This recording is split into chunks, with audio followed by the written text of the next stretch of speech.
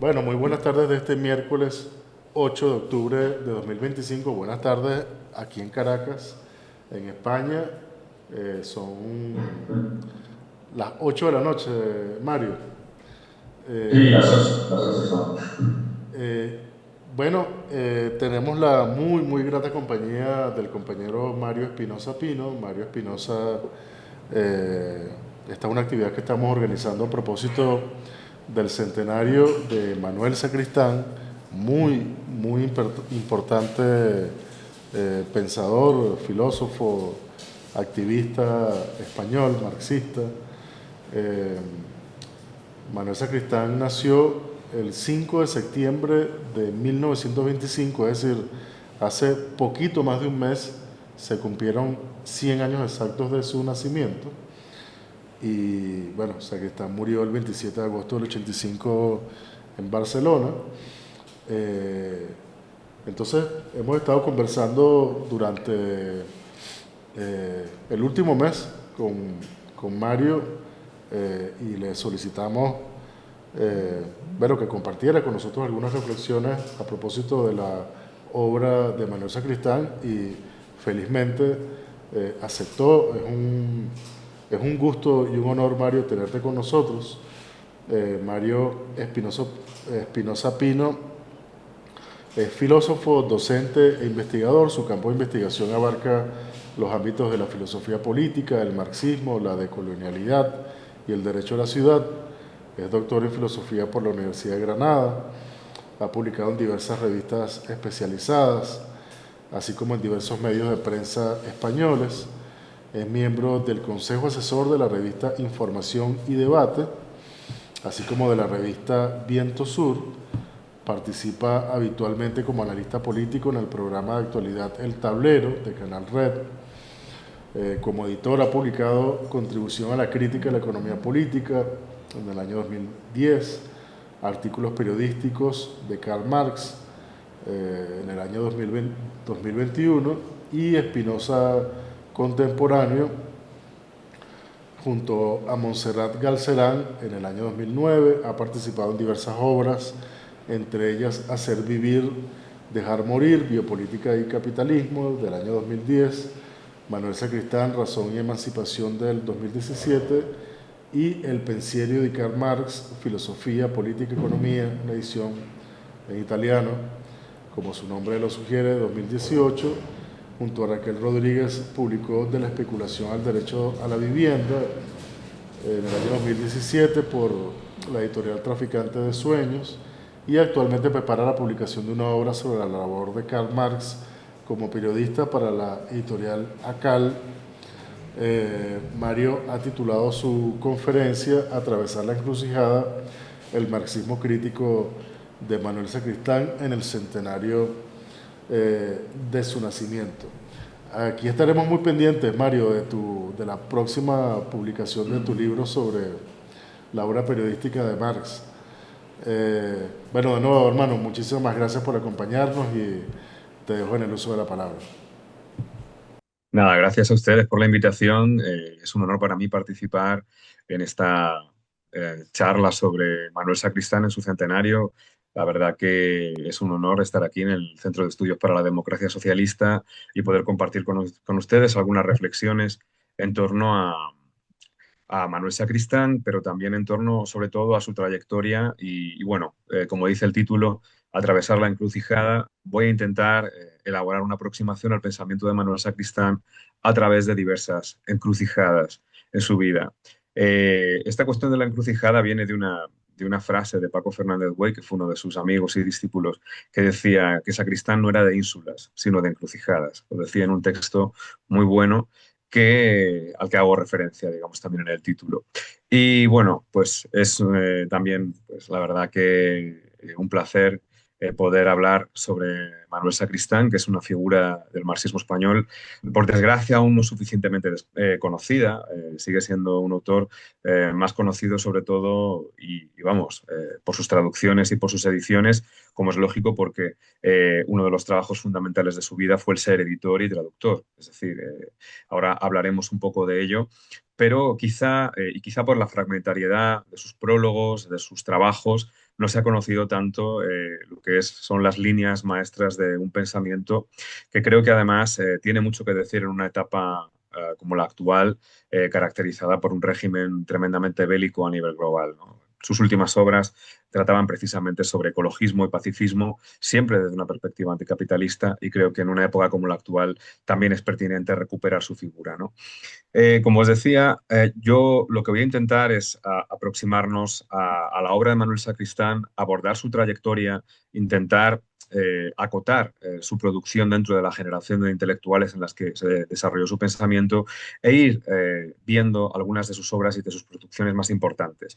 Por el tiempo y porque realmente, a pesar de su fragmentariedad, la obra de Sacristán es muy extensa, pues obviamente no voy a poder voy a intentar elaborar una síntesis que compartir con todas y con todos, y me dejaré muchas cosas por el camino que probablemente otros colegas y otras colegas investigadoras pues enfocarían de otra manera, ¿no? Hay dos frases de Manuel Sacristán que quiero leer antes de empezar a trabajar, digamos, sobre su obra y a presentarla.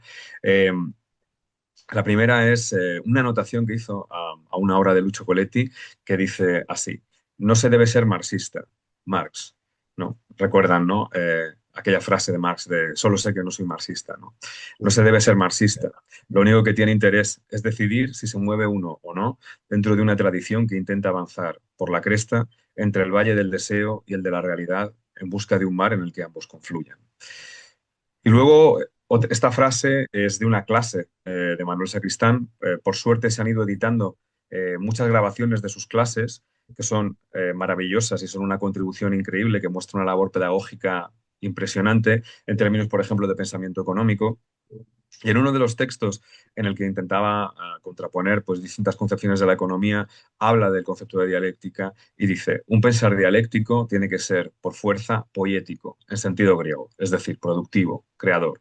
Ahora iremos desgranando el porqué, ¿no?, de esta visión de la dialéctica que tiene un peso importante en Sacristán, es poco conocida y es muy diferente a otras concepciones del término dialéctica, perdón.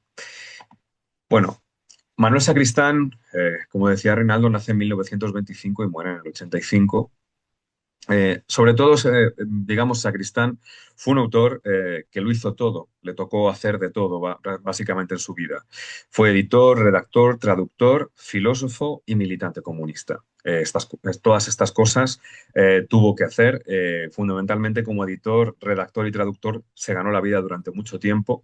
Luego veremos porque era un excelente docente, pero un comunista público en la época del franquismo pues no iba a ser bien tratado por las instituciones de educación superior y vivió muchas veces la expulsión directamente de la universidad. Como editor y redactor, trabajó en, ya, por ejemplo, tres editoriales importantes: Ariel, Grijalbo y Siglo XXI. Recordarán, por ejemplo, en Siglo XXI, ¿no?, su conocida edición de antológica, digamos, de Antonio Gramsci, por ejemplo, por poner un ejemplo. O en Grijalbo, su clásico, también traducido, de Historia y Conciencia de Clase de George Lukács, por ejemplo. En cuanto a prensa o revistas, digamos, pues diversas. Veremos algunas cuestiones como Estilo, Cuadrante, Laie, Horizons, Nus Horizons, Materiales o Mientras tanto, ¿no? Fueron diversos espacios de prensa y de revistas en las que él participó. Como traductor, realmente es impresionante. Tradujo más de 80 obras, probablemente 100, y en total Alberto Domingo Curto decía en un análisis que hacía de su obra que en total serían más de 30.000 páginas, lo cual es una enorme barbaridad de texto. Recordemos pues autores como Karl Marx, Friedrich Engels, Lukács, Quine, Karl Kors, Gramsci, Thompson, Harich, J. Monat, Togliatti, Marcuse, en fin, pensadoras y pensadores fundamentales que además desbordaban el campo del marxismo. Y hay que decir además, y yo creo que es importante reseñarlo siempre, que Sacristán no solo fue un pensador marxista, digamos, fundamental en España, sino que fue un animador cultural y un organizador cultural central. Es decir, gracias a sus traducciones, la cultura filosófica y la cultura literaria de España creció, sobre todo entre los 60 y los 70, una barbaridad. Fue una persona muy influyente y bueno, yo creo que dentro de este centenario y de este homenaje hay que hacerle, yo creo que sin Sacristán la filosofía en España, no solo el marxismo, la lógica y la filosofía de la ciencia no serían lo que son actualmente. O sea, hay que decirlo también. Como filósofo, tiene pocas obras, digamos, completas, ¿no? Cerradas, ¿no? Como en términos de ensayo. Por ejemplo, la primera es Las ideas gnoseológicas de Heidegger, que es su tesis doctoral que, que luego veremos por qué la dedica a Heidegger y en qué sentido se la dedica. La segunda es Introducción a la lógica y el análisis formal de 1964. Es una obra fundamental que abre el camino a la lógica contemporánea y a la profesionalización lógica en la academia, o sea, es decir, departamentos de lógica, y la lógica moderna es la gran recepción que hay después de la Guerra Civil Española, que es la de Sacristán, y genera un humus, si se quiere, donde se va a desarrollar pues toda una cultura relacionada con la investigación lógica y con la filosofía de la ciencia. Va a ser una recepción que va a poner al día la lógica en España. Luego vamos a ver que, digamos, lo que ha habido después se ha recogido sobre todo en una colección que es Panfletos y Materiales, que empezó a editarse en el 82, donde se recopilaron la mayoría de las producciones de Sacristán. Y luego hemos tenido la suerte, gracias a Salvador López Arnal, que es probablemente la persona que más conoce de Sacristán, que trabaja en su archivo, que ha hecho un trabajo impresionante con José Sarrión, que es otro compañero de la Universidad de Zaragoza, que han publicado pues, textos como Filosofía y Metodología de las Ciencias Sociales 1, 2 y 3. Y luego hay un pequeño inédito que se publicó en el 98 en la editorial Trota, que es El orden y el tiempo, que es un trabajo que Sacristán quiso hacer en torno a Gramsci. Se ocupa sobre todo del comienzo de la andadura filosófica y política de Gramsci. Y es un texto que merece mucho la pena ser leído. Como militante, fue militante del Partido Comunista de España y del Partido Socialista Unificat de Cataluña entre 1956 y 1979. Si lo vemos mentalmente, cronológicamente, él entra a militar en medio del franquismo. Y veremos, además, que no tenía por qué haberlo hecho. Hay un cambio, una transición muy importante en su pensamiento. Sacristán, podemos situarlo, ubicarlo dentro del mapa del marxismo occidental, ¿no? y un poco más allá. Si queréis, si seguimos la categorización clásica que hace Perry Anderson y McClellan, también la elabora. Eh, Sacristán comparte con buena parte del marxismo occidental, esto es el marxismo que va de la Tercera Internacional hasta prácticamente los 70, muchas de sus características. Por acotar su figura, digamos que Sacristán, al igual que Luis Althusser, al igual que Galvano de la Volpe, al igual que Lucio Coletti, es un autor que es un filósofo. Se dedica a la filosofía, elabora teoría y en ese sentido está muy vinculado a esa tradición. Por otro lado, además, la sede de producción, una de las sedes de producción fundamentales con las que tiene ligazón es la universidad, lo cual sucede en estos casos y en muchos más si avanzamos, digamos, desde el inicio del marxismo occidental, trágico, con Karl Korsch, con Lukács y con Gramsci, ¿no? En todo lo que es el arco de los 20 a los 70. Además, si recordamos algunas de esas características, es un marxismo. El marxismo occidental se caracteriza por elaborar cosas que en el lenguaje clásico marxista denominaríamos objetos digamos, de análisis que pertenecen a la superestructura. Metodología, estética, cultura, literatura, elementos que distancian, digamos, esta generación de marxistas, por ejemplo, de la generación de Rosa Luxemburgo o de Lenin, ¿no? Como podemos ver. Pues bien, Sacristán cumple muchos de estos elementos, cumple muchas de las características del marxismo occidental, pero tiene dimensiones o alberga dimensiones que rompen con esta imagen. Si recordamos, hay algo que yo creo que es muy llamativo del marxismo occidental y es la fractura interna en los partidos comunistas europeos entre, digamos, la teoría y la praxis. Como dice Anderson y también otros autores como Keuchelen, los intelectuales se convierten en una suerte de vanguardia cultural, pero una vanguardia cultural inoperante en el sentido de que están alejados del movimiento obrero en parte y por otro lado no son decisivos en la organización política, no son decisivos en el aparato de organización política ni en la toma de decisiones. Si se quiere, pues el, el modelo opuesto sería el de un Lenin o el de Rosa Luxemburgo, precisamente, que son grandes organizadores, grandes teóricos y teóricas, analistas y al mismo tiempo pues lanzan sindicatos, organizan partidos, es decir, Aquí estamos en una etapa donde esa dimensión práctica y teórica se va separando en el contexto europeo, ¿no?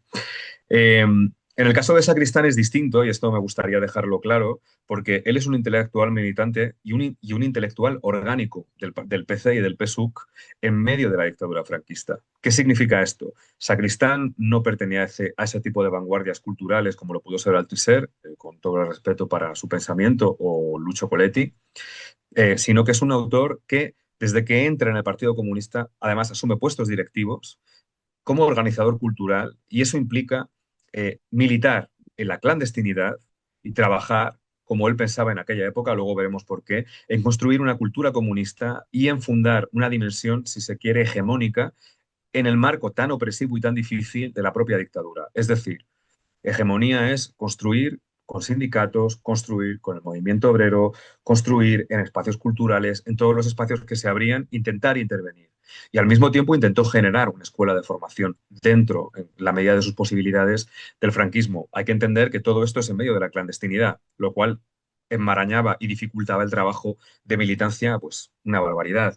Estamos hablando de la gente no tenía nombre, su nombre verdadero, tenían que reunirse en pisos francos, no era nada fácil, y sin embargo, Sacristán lo va a hacer. En ese sentido, hay una fractura importante cuando uno lee a Sacristán. Es un autor que conoce muy bien el terreno. En lugar de ocuparse solo de cuestiones teóricas, también se ocupa de cuestiones muy prácticas, políticas y organizativas. Y en ese sentido, si se quiere, en esta época, una de las grandes inspiraciones de Sacristán, y de ahí la obra de Gramsci, es la obra de Antonio Gramsci y la figura de Antonio Gramsci.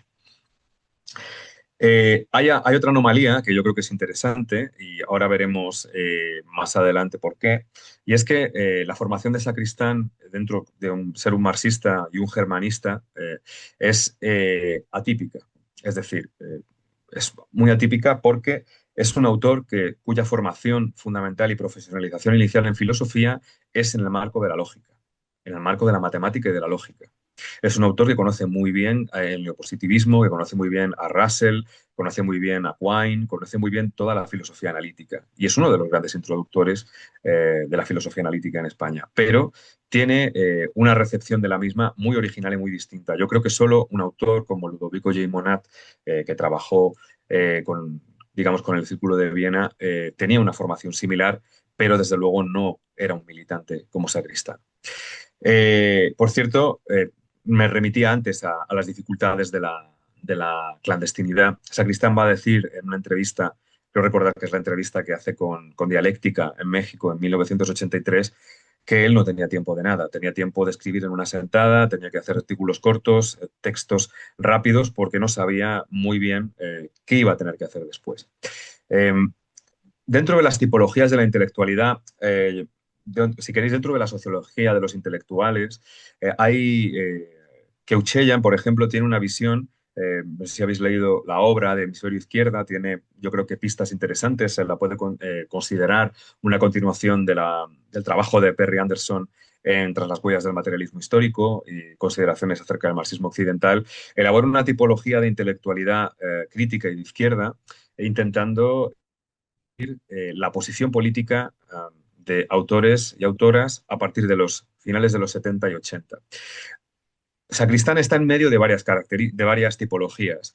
Por una parte, es un autor resistente, igual que la mayoría de marxistas que pasaron por el momento neoliberal, es decir, no es un converso a la derecha como los nouveaux philosophes franceses y como tantos otros que después del 68 caminaron, ¿no?, hacia la derecha. Es un autor resistente porque sigue reivindicando el programa del marxismo hasta su muerte, con características distintas, pero veremos cuáles son desde el punto de vista ecológico.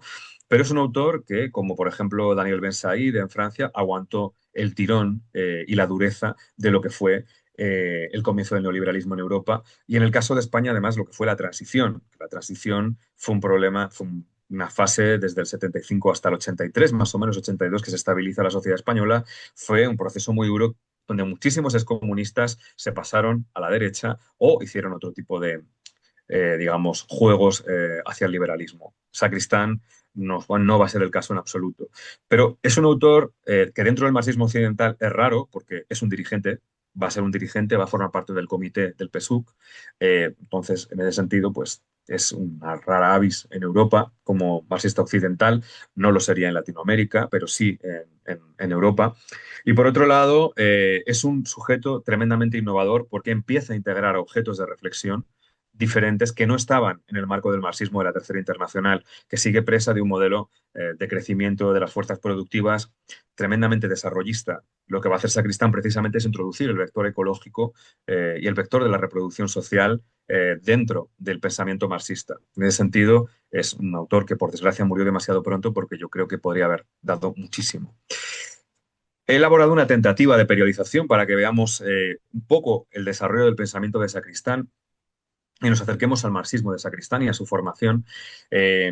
Digamos, Sacristán, esta periodización que yo hago aquí es una periodización simplificada, se podría complejizar bastante más por las diferentes fases de su juventud, las diferentes fases, pero he cogido sobre todo el paso digamos, de llegada de Sacristán al Partido Comunista y su salida. Tenemos un proceso de juventud y formación universitaria entre 1940 y 1953, donde Sacristán está afincado, como lo veremos, por, sobre todo por su padre, dentro del marco de lo que sería el fascismo de la época vinculado a la izquierda, es decir, es un autor que empieza en una familia de clase media donde su padre es adepto al régimen y él se irá separando. Por otro lado, la otra parte es cuando él empieza a mutar y a transicionar hacia lo que va a ser su inclusión en el PC y en el PSUC. Entre el 54 y el 68. En el 54 obtiene una beca para viajar a Münster, a Alemania, y allí va a operarse un cambio de conciencia que ya estaba empezando en España y él va a ingresar directamente al partido Comunista. En el 68 se va a producir un problema, digamos, importante, que va a ser la primavera de Praga y el mayo del 68, que Sacristán va a calificar como el doble aldabonazo.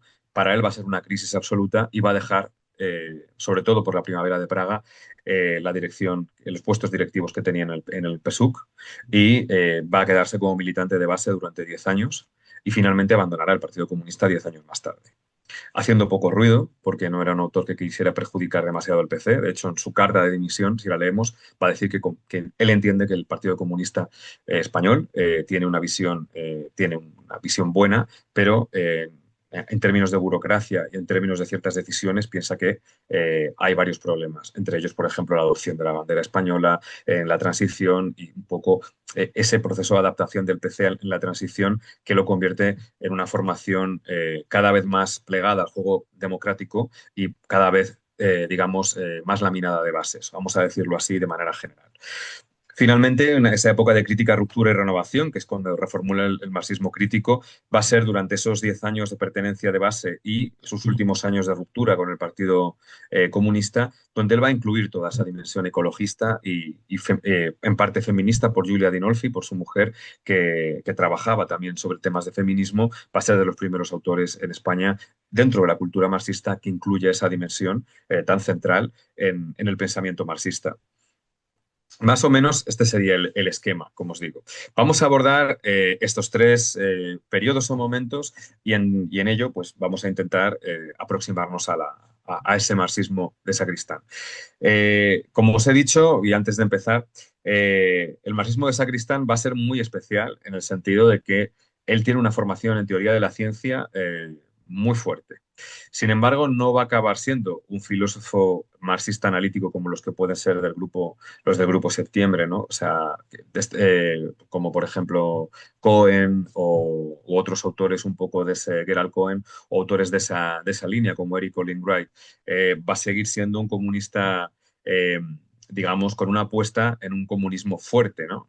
No esa visión tan débil del marxismo analítico. Solo quiero dejar claro y veremos luego por qué. Porque además Sacristán nunca va a renunciar a cierta forma de pensamiento dialéctico y a cierta forma de totalización de la realidad social para intervenir en ella.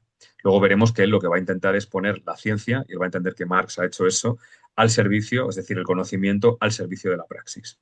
En términos de analizar el modo de producción capitalista y viabilizar a través de esos análisis una praxis consecuente, coherente y racional para poder transformar la realidad.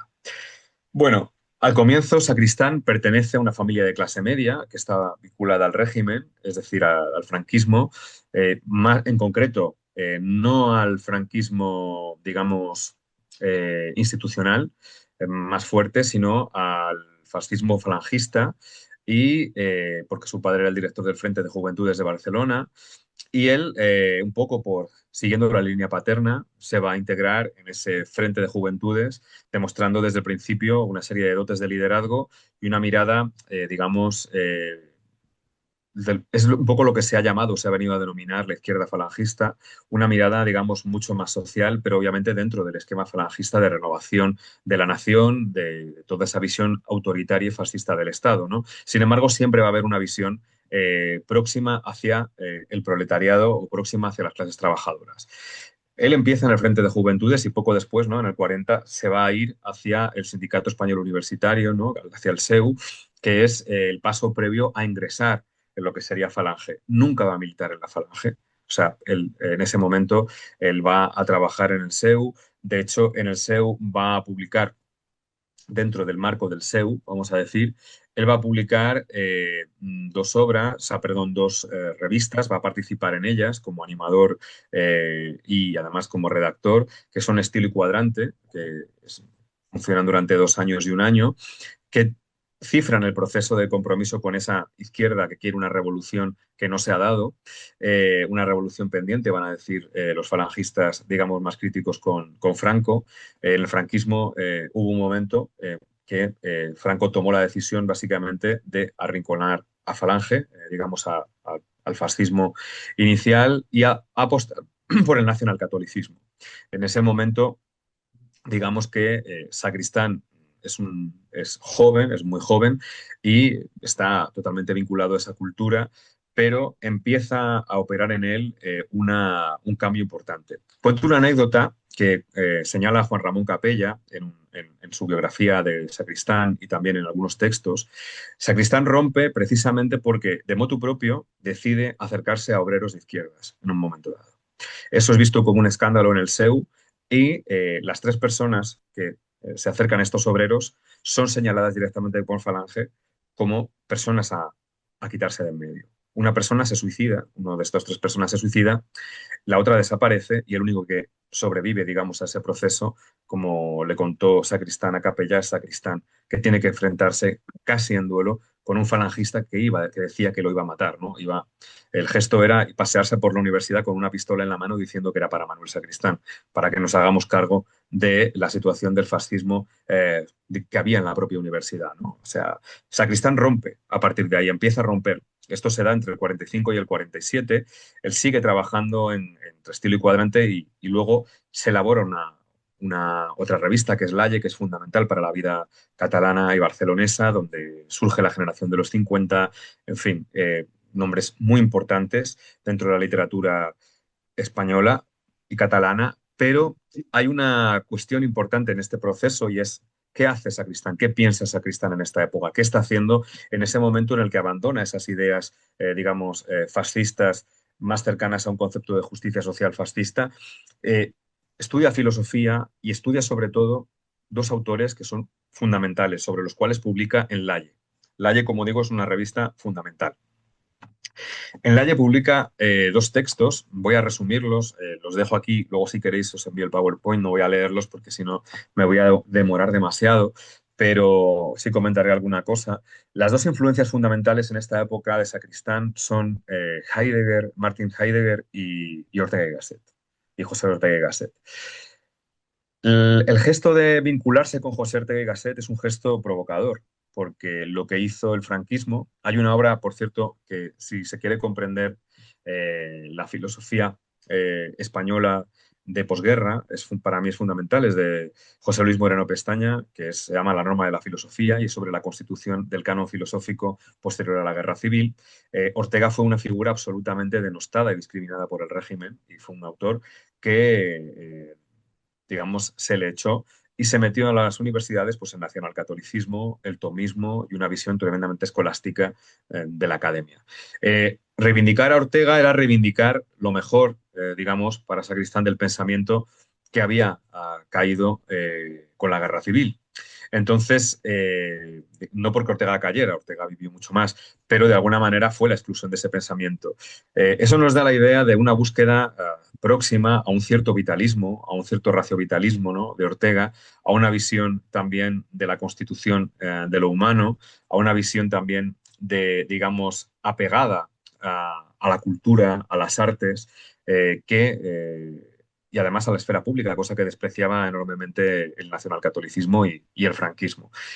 Manuel Sacristán publica un homenaje a Ortega, y ese homenaje a Ortega es un ensalzamiento de Ortega, básicamente, que es lo que hay aquí. Leo el final, dice: en suma, Ortega ha cumplido respecto a los españoles una función tan decisiva como la que cumplió Sócrates respecto a los griegos, razón que justifica largamente el homenaje que hoy le hacemos en Laie, ¿no?, este homenaje. El concepto de circunstancia, el concepto de proyecto, que son nociones que también están presentes en la filosofía de Heidegger de otra manera, ¿no?, como el concepto de ser en el mundo, pero el concepto de ser ahí y proyecto, van a ser dos elementos, digamos, dos pensamientos que le van a influir mucho. Es interesante el texto siguiente, que he puesto, uy, se me ha pasado el 1955, que el de Verdad, Desvelación y Ley. Es un texto muy importante, perdón, 1953 también, no 55. Es un texto interesante básicamente porque, ¿qué hace Sacristán en esta interpretación de Heidegger? Intentar combinar la visión de ser y tiempo, el concepto de verdad como aletheia, como desvelación de Heidegger, que no deja de ser en cierto sentido un intento de fundamentación del saber, como lo sucedió en parte en el pensamiento de Husserl, como sucede en Kant, ¿no?, en esa tradición idealista, con la ciencia.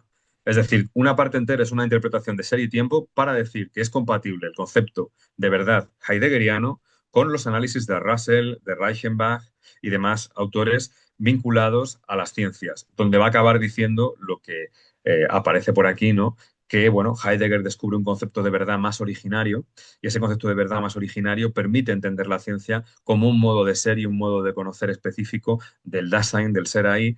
Pero bueno, para que veáis el intento de síntesis con el que trabaja Sacristán. Esto va a quebrarse, esto va a quebrarse.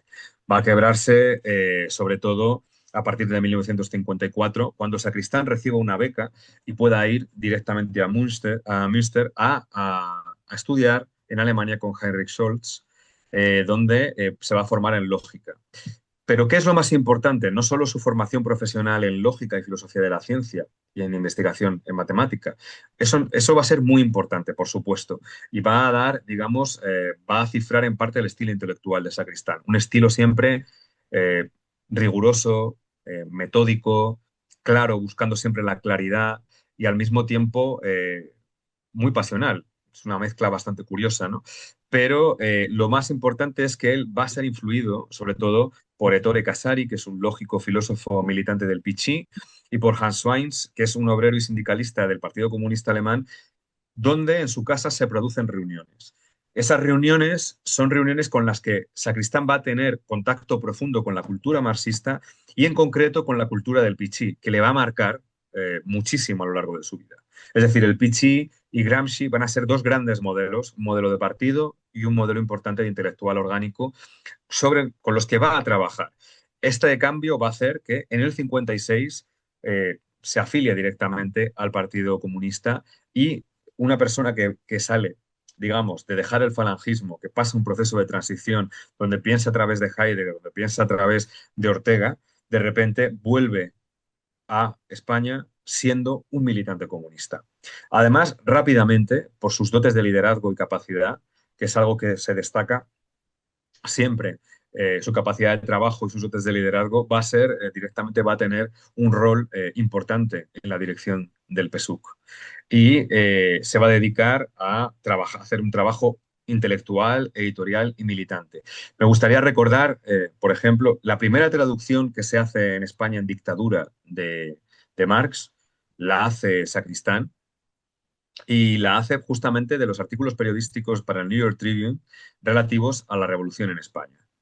Eso saldrá, la hace en 1959, se publica en 1960 por la censura, pero va a ser uno de los trabajos que va a hacer en esta época. Lo digo también un poco porque para quienes hemos analizado e investigado toda esta faceta, pues Sacristán ha sido también siempre pues, una gran inspiración, ¿no? A la hora de hacer un interesantísimo prólogo y de visibilizar algo que no se ha visibilizado demasiado, que es la producción periodística de Marx. Él va durante toda esta época a militar y, de hecho, su militancia cultural va a ser muy potente y en la propia universidad se va a constituir un sindicato democrático de estudiantes de la Universidad de Barcelona. Va a realizarse un encierro que se va a conocer como la Capuchinada a mediados de los 60 y se va a firmar un manifiesto por la universidad.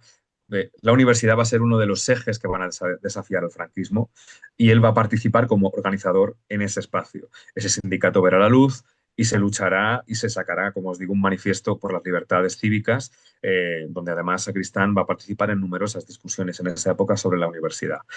Es importante ver esto, o sea, Sacristán inmediatamente empieza a trabajar, empieza, como va a decir, a trabajar como un militante y como un intelectual orgánico, intentando construir lo que era su proyecto, que era intentar generar una hegemonía comunista en condiciones muy complicadas.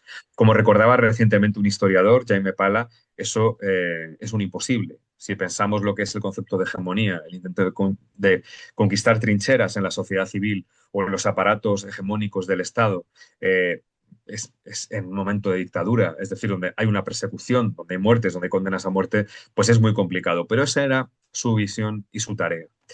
Eh, Cuatro textos importantes de este periodo, para que los tengamos así un poco visibles. Uno de ellos es su tesis doctoral, Las ideas nosológicas de Heidegger. En este texto hay un cambio sustancial respecto, si recordáis el texto previo que acabo de mencionar, Verdad, Desvelación y Ley, donde intenta sintetizar o intentar fundar, digamos, el conocimiento científico contemporáneo de la física en una verdad existenciaria como la que propone el propio Heidegger. En este texto lo que hay es una crítica a Heidegger y una crítica porque Heidegger va a ser a partir de ahora para Sacristán el máximo exponente del irracionalismo.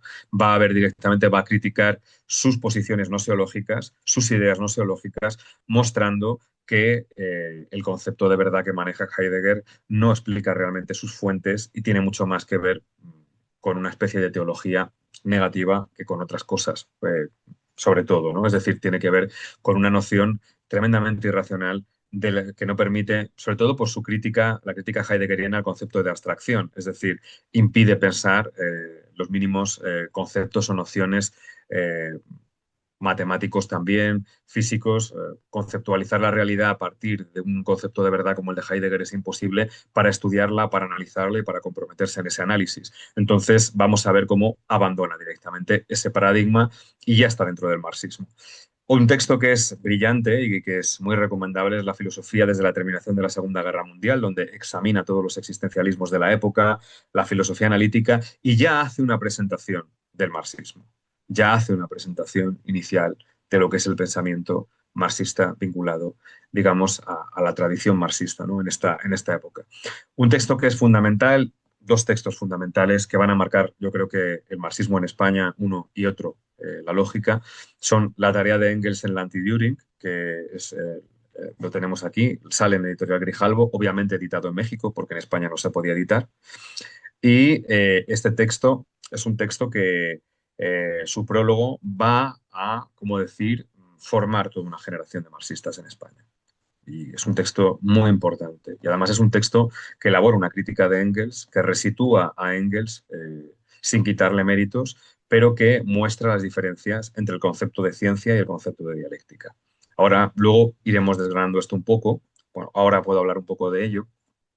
El otro texto que es importantísimo es Introducción a la lógica y al análisis formal, que como os decía al principio, y así lo señala Luis Vega Reñón, es probablemente el texto en el que, digamos, se produce una recepción sólida de la lógica y donde se inicia un proceso de construir una cultura, digamos, que va a hacer que la lógica simbólica y los departamentos de lógica empiecen a emerger en las universidades y se empiezan a consolidar con una lógica contemporánea, lógica formal, lógica de primer orden, algo que en España pues no se da con esa finura, porque Sacristán además elabora un volumen, digamos, donde además se plantea una serie de problemáticas en torno a la verdad, en torno a la consistencia de la verdad y el conocimiento científico, que son pues epistemológicamente muy brillantes. Por otro lado, como os decía, la tarea de Engels en la Anti-Düring, que es fundamental, y aquí Sacristán va a ser muy interesante porque va a hacer una crítica al concepto de dialéctica que utiliza Engels, que es un concepto muy hegeliano. Sacristán va a distinguir claramente el método científico como un método analítico reductivo que descompone fenómenos complejos en fenómenos simples para poder ser conceptualizados y matematizados y luego, a través de hipótesis, ser verificados, ¿no? Lo digo rápidamente, frente a una noción de dialéctica. Recordemos que las posiciones clásicas de la dialéctica, tesis, antítesis, síntesis, digamos, que maneja Engels, él pone el modelo, ¿no?, del grano de la cebada, que se niega cuando empieza a crecer hasta que se desarrolla, ¿no?, como cebada, ¿no? Y Sacristán va a decir, bueno, este pensamiento es un pensamiento precientífico y es un pensamiento muy poético de la realidad que permite codificar el pensamiento cotidiano, pero realmente no nos permite conocer la realidad. Sin embargo, hay algo de la dialéctica que a Sacristán siempre le va a traer y que le va a parecer fundamental, que es la capacidad del pensamiento dialéctico de interrelacionar realidades. Él va a decir, una dialéctica materialista, una dialéctica lo que tiene que hacer es construir, o sea, va a decir, ¿qué deja fuera la ciencia? Justamente todos los elementos cualitativos de la realidad. ¿Qué hace la dialéctica? Vincular todo un conjunto de elementos cualitativos que nos permiten pensar y totalizar realidades, ¿no? Por ejemplo, una coyuntura política, por ejemplo, el modo de producción, un modo de producción en un momento específico, una formación social, mejor dicho, o conocer ese conocimiento que buscaba Hegel de lo concreto, ¿no? Y lo concreto al final es un conocimiento individuado que en Marx va a tener que ver con el conocimiento histórico también, pues, de estas formaciones sociales. Entonces, Sacristán va a decir que la dialéctica es intentar precisamente reconstruir esa totalidad sin más herramientas que las que nos permite también el conocimiento científico de la sociedad, ¿no? A partir de ahí se pueden construir imágenes dialécticas que nos permiten, desde un punto de vista práctico, construir una cosmovisión materialista, inmanentista, que al mismo tiempo nos habilita a trabajar en el mundo, nos habilita a transformar el mundo. Va a relacionar la noción de concepción del mundo con la noción de dialéctica y va a entender que la dialéctica se ocupa, a partir de los datos científicos, de totalizar. En cierto sentido, y luego lo veremos, es lo que él va a decir que Marx hizo en su vida, a través de dos modelos distintos de ciencia. El modelo alemán de Wissenschaft, que es un concepto de ciencia globalizador y totalizador derivado de Hegel, y el concepto clásico de science, que es el concepto británico, si se quiere, o de ciencia normal, como diría Kuhn, que es un concepto metodológico de ciencia clásico. Un ejemplo rápido de Marx. Por ejemplo, si nos fuéramos a los artículos periodísticos de la década de los 50, en el caso de Marx, veríamos cómo Marx, a la hora de analizar la sociedad victoriana, funda buena parte de ese conocimiento en un conocimiento sociológico estadístico. Por ejemplo, del impacto de la crisis del 57 en la salud mental de la gente. Cómo aumenta, las personas que son internadas por la crisis del 57 en distintos psiquiátricos. Analiza los balances comerciales para ver cuándo va a llegar la crisis del 57, es decir, utiliza instrumentales teóricos y sociológicos para abordar la realidad. A partir de ahí es cómo se puede totalizar, digamos, generar esa imagen de la totalidad. Voy un poquito más rápido para no extenderme tanto. Este creo que no me ha quedado tan bien, este PowerPoint. Pero bueno, Sacristán entra en crisis, va a entrar en una crisis fundamental a partir del 68, porque, claro, para el 68 es, por una parte, si hacemos memoria, Sacristán entra en el 56 en el PC. Eso significa que entra justamente con el 20 Congreso del PCUS, es decir, con el proceso de desestalinización. Entra Bien, en un momento de cierta apertura, ¿no? De bien. cierta apertura intelectual y política. Y luego, por otro lado, lo que él no va a soportar, recordemos que en el 56 hay gente que se va a empezar a ir de los partidos comunistas, pero sobre todo, pues bueno, por el conflicto, por los conflictos que va a haber también en esa época, ¿no? Con la URSS, el conflicto con Polonia, en fin, también con Hungría, es decir, va a haber una serie de conflictos que van a hacer que gente se mueva. Pero este caso, el caso de la Primavera de Praga, donde él además va a hacer un prólogo del libro de Dubček, que fue uno de los líderes de la revuelta, pues, digamos, va a ser para él un desastre. Él entiende que el PCUS, con su invasión de Praga, pues no está entendiendo las demandas del pueblo, de ese socialismo de rostro humano que quiere aflorar ahí. Sacristán va a ser un autor que va no es complaciente tampoco, es decir, él hace un análisis de lo que es la primavera de Praga, él va a hacer un análisis muy, muy fuerte, muy interesante también, de las demandas de democratización, de las demandas de desburocratización, de las demandas económicas de descentralización. Él va a analizarlas todas en un prólogo a la obra de Dubček, que es justamente sobre la primavera, sobre lo que piensa el Partido Comunista húngaro. Y aquí el problema, pues bueno, va a ser que Sacristán va a ver cómo no hay posibilidad de margen de cambio y de transformación dentro de la tradición soviética. Ahí va a ver que hay un problema muy serio. Y él, de hecho, para él va a suponer más adelante incluso una depresión, sobre todo vinculada con el Mayo francés, donde la esperanza de muchísimos pensadores marxistas, incluyendo, por ejemplo, un adversario de Sacristán como Luis Althusser, digo adversario porque es cierto que Sacristán va a ser muy crítico con Althusser, luego va a recuperar cosas de Althusser en un buen tono, es decir, le va a poner, o sea, no va a ser un conflicto tan grande, digamos, como el de Althusser con Thompson, ni mucho menos. Pero en el caso del Mayo francés, el vínculo entre obreros y el vínculo con los estudiantes, que no fragua, que no, al final no prende como una revolución, también va a ser otro golpe fundamental.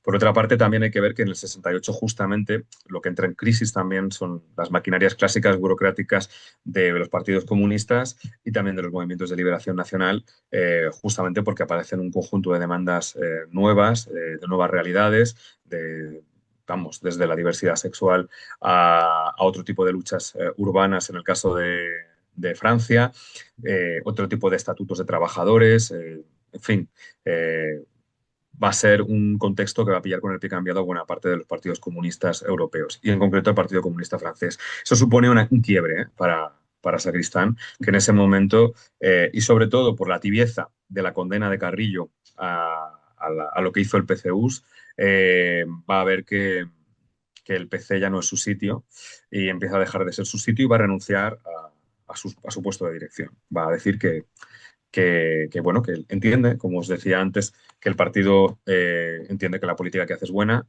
pero entiende que ni la burocratización que tiene, ni el nivel de los debates, ni la multiplicación también de cierto tipo de discusiones, pues para él le interesan, cree que no es el espacio y bueno, él deja todo, pero sigue siendo un militante de base. En esta época hay textos muy importantes y revistas muy importantes. Por ejemplo, Sacristán eh, va a sacar un texto que es tres lecciones sobre la universidad y la división del trabajo, que es del 72. Son conferencias que hace en la Universidad de Sevilla, donde de manera bastante visionaria y de una manera muy diferente a la que se suele pensar, introduce la cuestión de la división del trabajo en la universidad, mostrando pues, la decadencia de la universidad de élites y el posible futuro de la misma, donde la multiplicación de títulos generará pues, una jerarquización interna cada vez mayor, en el peor de los casos. Y bueno, si hiciéramos un análisis de la Universidad Española y de esa universidad de élites, de su decadencia y de la multiplicación, digamos, de títulos de una manera, pero sobre todo lo que no ve Sacristán es el proceso de precarización por el que pasa el profesorado, pero él plantea muy bien el problema, plantea el problema de la división del trabajo, de lo que significa la división del trabajo dentro de la universidad. Funda materiales con diversos intelectuales y de su grupo, luego hablaremos un poco de ello. Y también, poco después, Materiales dura poco, funda Mientras tanto, que dura del 79 hasta la actualidad, lo funda con Giulia Dinolfi, con su mujer. Y en esta época, como diría Francisco Fernández Buey, la ambición de Sacristán es básicamente replantear el programa comunista sin abandonarlo.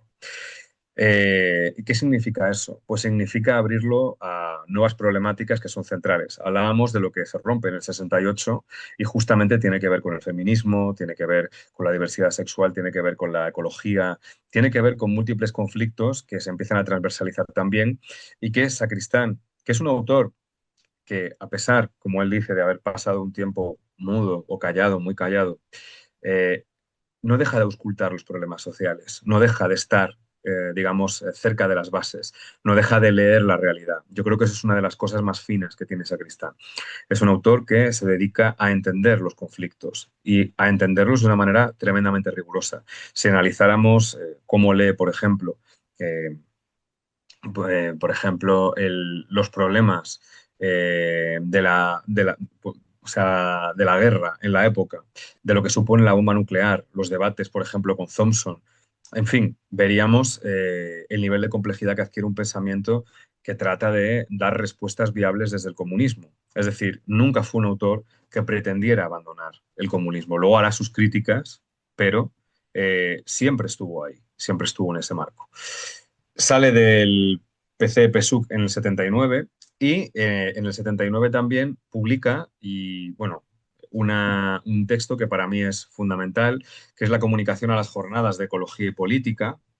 Ese texto es el comienzo, o uno de los, el gran comienzo, de lo que hoy en día ahora en España, con por ejemplo Jorge Richman, es la tradición ecosocialista y a la que también se adhiere buena parte, por ejemplo, de Viento Sur, ese pensamiento ecosocialista.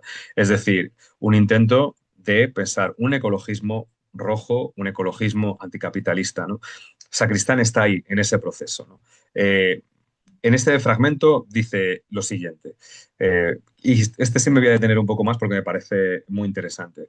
Dice, esta complejidad de lo que tiene que hacer el sujeto revolucionario en la actualidad, es decir, el sujeto revolucionario, él va a hacer una crítica del sujeto revolucionario de la Tercera Internacional, de un sujeto revolucionario que tiene una visión optimista en el desarrollo de las fuerzas productivas, que sigue preso también de un mito, que es el mito de los recursos infinitos, es un mito también de una realidad a la que se llega, digamos, de manera muy utópica, ¿no? Esa fase, estadio final del comunismo, él va a decir esto. Esta complejidad de lo que tiene que hacer el sujeto revolucionario, ni liberar las fuerzas productivas de la sociedad sin más, ni simplemente coartarlas, conlleva un cambio de imagen tradicional de la gente. Por la posición del sujeto revolucionario, va a decir ahí Sacristán, justamente, él no pasa ni por un romanticismo de volver a un ecologismo primordial, ni pasa, por supuesto, por el mito desarrollista de la liberación de las fuerzas productivas, sino que hay que cambiar la imagen. Hay que cambiar la imagen de lo que debe hacer el sujeto revolucionario. Era este concebido como una fuerza encadenada y mutilada, cuya liberación se entendía como una expansión ilimitada de disposiciones, facultades y operaciones. Eso era coherente con la idea de que la revolución rompía el dique social que impedía el libre fluir de las fuentes productivas sociales. A juzgar por la complicación de la tarea fundamental descrita, la operación del agente revolucionario tendrá que describirse de un modo mucho menos fáustico y más inspirado en normas de conducta de tradición arcaica. Que ahora veremos porque Sacristán va a recuperar culturas muy diferentes de la europea. Tan arcaica que se pueden resumir en las sentencias de Delfos. De nada en demasía, va a decir.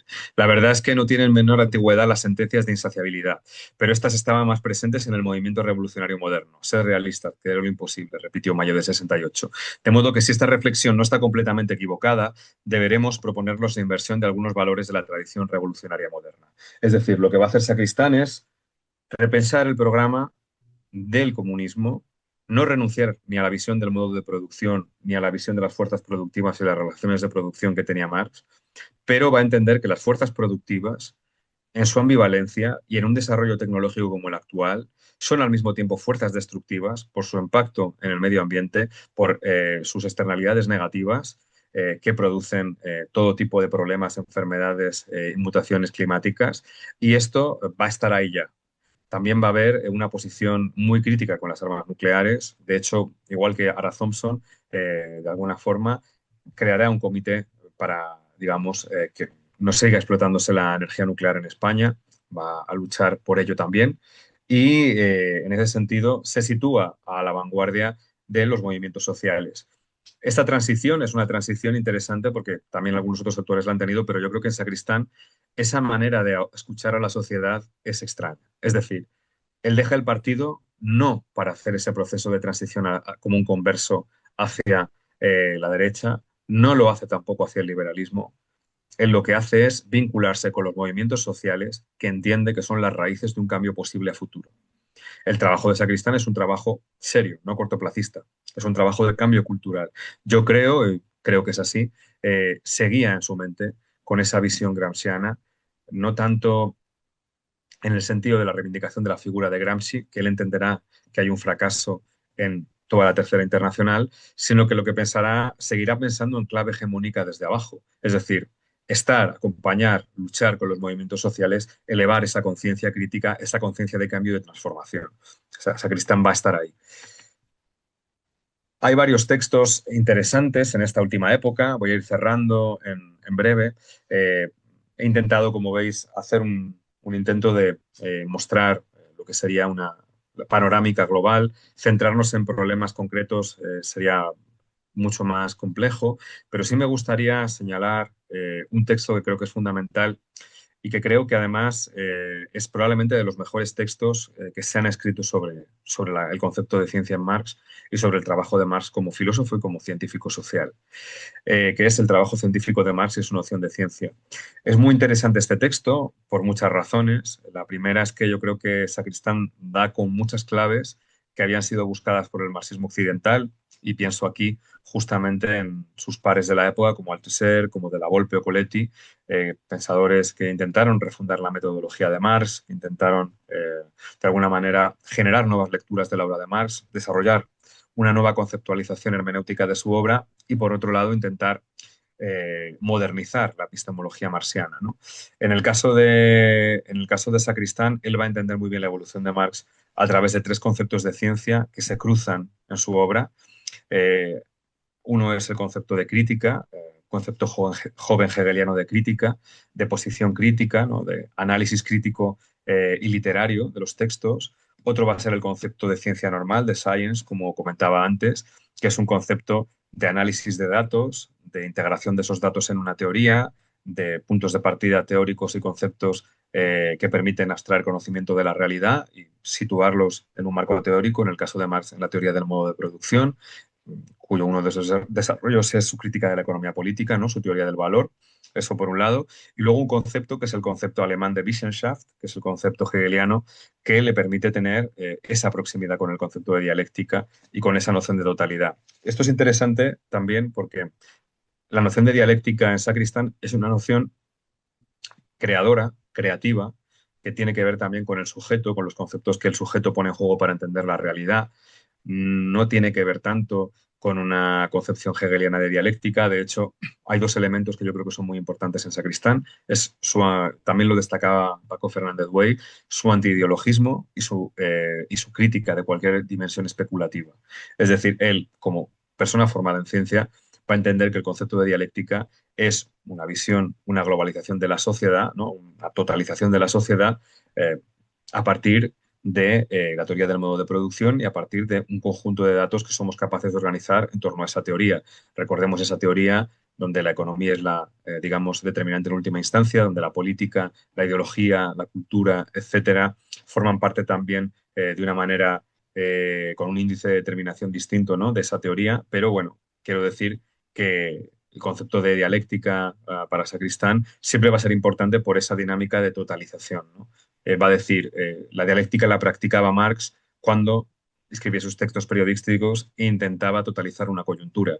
También en el propio Capital, cuando elabora un método, si recordáis el famoso epílogo de la segunda edición del Capital, un método de investigación que es un método de investigación que pasa por la ciencia normal, que pasa por un conocimiento científico de la realidad estándar desde el punto de vista de las ciencias sociales, con hipótesis, con contraste, con conceptualizaciones a partir de esos contrastes, y luego esa visión de la Wissenschaft, que es intentar mostrar cómo funciona el capital como si fuera el desarrollo de la cosa misma, ¿no? Un poco esa idea que también Hegel tiene en la fenomenología del espíritu. Y, bueno, esa visión totalizadora también tiene otro tipo de elementos importantes, que es precisamente mostrar de manera más pedagógica cómo se desarrolla el capital, ¿no? En el caso de Marx o en el caso de los artículos periodísticos, cómo aparece o cómo se desarrolla una coyuntura concreta. Bueno, dicho esto, señalar dos cuestiones. Hay un texto muy hermoso de José María Ripalda, no he mencionado que uno de los grandes proyectos de Sacristán fue publicar las obras completas de Marx y Engels. Llegó a convencer a los editores de Grijalbo. Este proyecto se inició, uno de los grandes traductores fue José María Ripalda, es un gran autor marxista español, bueno, euskaldun, vamos a decirlo así. Si digo español, yo creo que no me pega una colleja. Y entonces, Ripalda tiene un texto bellísimo que se titula Un pensador incómodo, justamente porque, ¿qué hace Sacristán al final? Va a visitar figuras como la figura de Jerónimo, como la figura de Ulrike Meinhof, que fue compañera de la RAF, ¿no? del grupo Baader-Meinhof. Fue compañera de Sacristán en Münster, o sea, en Alemania, cuando estuvo estudiando, y le va a dedicar una pequeña antología, va a hacer una introducción muy interesante recuperando de alguna manera su imagen y su figura tan denostada, ¿no? Recordemos su acusación de terrorismo, cómo la asesinan en la cárcel, porque es lo que sucede, al montar la Rote Armee Fracción. Y la recuperación de la figura de Jerónimo también es interesante porque lo que va a hacer Sacristán es intentar empezar a pensar en otras formas de vinculación y de comunidad social en sus últimos años, precisamente al hilo del ecologismo y también de un replanteamiento feminista en el que tiene, como os decía, un papel importante Julia de Nolfi, que yo creo que lo que faltaba un poco por caminar era plantear más, de manera más clara la cuestión de la reproducción social, pero la visión ecologista es interesantísima, con los análisis del Club de Roma, con todos los análisis que van saliendo en la época, los van analizando, todos los informes sobre el clima, todos los informes ecológicos. O sea, es muy impresionante la labor de Sacristán en esta época. Os recomiendo muy mucho, porque a mí me parece que es una gran introducción al pensamiento de Sacristán. Manuel Sacristán habla con dialéctica, con la revista mexicana Dialéctica. Es un texto muy interesante. Me dejo muchas cosas por el camino, pero sí me gustaría señalar una cosa más o dos. Sacristán apuesta justamente por aquellos damnificados de la historia. En este caso habla de Jerónimo, también de Ulrike Meinhof, que es la última, si queréis, esperanza delirante de un comunismo que se opone en Alemania al proceso, digamos, de lo que son las sociedades de bienestar contemporáneas y, bueno, y lo que sucede en Alemania en concreto, ¿no? Que es esa no transición desde lo que fue el fascismo hacia la democracia, ¿no? Algo similar pasa en España.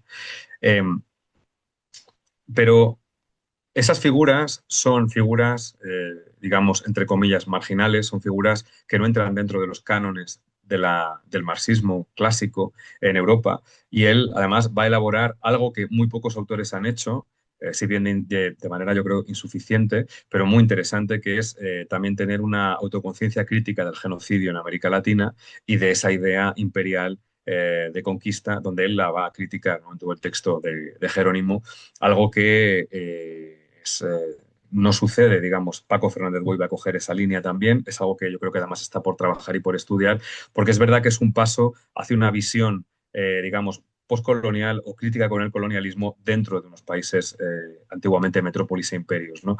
Y es algo que resulta interesante también justamente en un replanteamiento de las figuras revolucionarias de lo que debe ser el marxismo, un marxismo contenido, un marxismo que en vez de hacer que las fuerzas productivas se desarrollen de manera infinita, tienda a restringirlas de manera inteligente, de manera selectiva, de manera que no tengan un impacto y, sin embargo, un impacto, digamos, ecológico y al mismo tiempo buscando una redistribución de la riqueza, ¿no? Ambas cosas, ¿no? Hoy en día el ecosocialismo camina en esa vía. Lo dejo aquí. Me he dejado muchas cosas, he sido tremendamente esquemático en muchas. Quizá si hubiéramos hablado de un concepto específico pudiéramos haber profundizado en algunas, pero me interesaba que se viera, ¿no? La intensidad de su pensamiento, la potencia del mismo y el nivel de la obra, ¿no? Que tiene Sacristán y que fue un autor realmente vanguardista antes de su muerte, cambiando. Bueno, muchísimas gracias, Mario, por tu magnífica intervención, muy, muy completa. Yo sé que tú te quedas con la sensación de haber dejado de decir muchas cosas, pero eh, son muchísimas más las que nos contaste, sobre todo tratándose de un autor, como tú bien sabes, como te comentaba, durante estas semanas en que estuvimos compartiendo, es un autor que nosotros conocemos más aquí como, o principalmente como traductor, ¿no? Eh, y sin embargo, eh, bueno, uno se queda, digamos, gratamente sorprendido, sobre todo me acaba de pasar ahorita con tu conferencia, eh, porque veníamos hablando, ¿no? Del sacristán, que militante y que con artículos de prensa, con notas, panfletos, tal, pero era un filósofo, pues, ¿no? Y tiene una obra filosófica muy, muy importante, según nos explicaste. Yo quería comentarte un par de cosas, Mario, preguntarte, para ubicarnos un poco en contexto. Por supuesto, no te voy a pedir sino un comentario igualmente breve, ¿no? eh, para no abusar de tu tiempo. Entender qué es lo que está ocurriendo en la España del mayo del 68, qué es eso que le afecta tanto a Sacristán en ese momento. O sea, ¿qué es lo que ocurre en esa España? Una España todavía en dictadura, ¿no? ¿Qué es aquello que ocurre entre mayo de 68, cómo se expresa en España, y qué es lo que ocurre entre ese, digamos, a partir de ese acontecimiento hasta el momento en que Sacristán definitivamente termina separándose del Partido Comunista, ¿no? Eso por una parte. Por otra parte, mucha curiosidad sobre la manera en que se percibe o la manera como se trata la obra de Sacristán en la universidad en España. Es leído, ustedes han hecho un esfuerzo muy, muy importante, digamos, de reivindicación, vamos a decirlo así, de su obra. Entiendo que se están reeditando algunas de sus publicaciones al menos. Bueno, han hecho mucha actividad pública. Pero más allá de eso, en la universidad, en las escuelas, en las facultades de filosofía, es un autor leído. Por último, Sacristán y América Latina. Eh, Sacristán y su relación con algunos autores latinoamericanos o algunos problemas latinoamericanos, algunos países, algunas realidades de América Latina.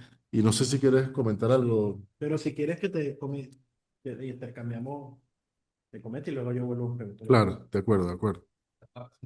Bueno, son preguntas, la verdad que me parecen como muy potentes y la verdad que, a ver, son varias cuestiones. El mayo del 68 en España se caracteriza por tener algunos actos culturales solidarios en universidades. Es decir, no hay algo que, digamos, en absoluto comparable. Estamos hablando de un momento donde hay represión, las huelgas se reprimen, etcétera. No puede compararse en absoluto digamos, a Francia para nada, ni mucho menos a Praga. Lo que sucede, yo creo, aquí en Sacristán es una crisis. Vamos a ver, Sacristán se deja la vida en el Partido Comunista durante mucho tiempo. Intenta luchar por una idea, como comentaba más Gramsciana, de hegemonía, pero intenta de alguna manera de ser, bueno, intentar llevar a cabo una transformación comunista y pensando obviamente en los ideales comunistas de esa tercera internacional, ¿no? Entonces, ¿qué entra en crisis justamente ahí? Esos ideales caen a muchos niveles. Primero la intervención ¿no? en Praga, ¿no? del PCU, pues tenemos ahí hay un problema importante, hay un problema también en el Mayo francés, donde no se fragua ese encuentro entre estudiantes, o ese encuentro entre estudiantes y obreros no genera, no escala, no desarrolla algo que pueda ser similar a una revolución en Occidente, ¿no? Aquí o sea, en Europa. Esa historia, pues es lo que fracasa. Y de alguna manera Sacristán era un autor que dedicaba muchísimo tiempo a las reuniones, a la clandestinidad, a trabajos de formación, de agitación cultural.